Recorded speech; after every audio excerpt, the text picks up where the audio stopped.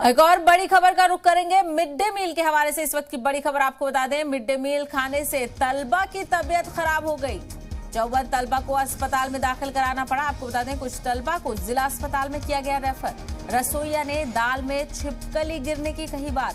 मध्य प्रदेश के डिंडोरी जिले में वाक़े समनापुर केवलारी स्कूल में है ये तलबा। आपको बता दें तो मध्य प्रदेश के एक गांव में यह वाकया पेश आया, जहां पर मिड डे मील का खाना खाने से कई बच्चों की तबीयत खराब हो गई। 54 तलबा को अस्पताल में दाखिल कराया गया।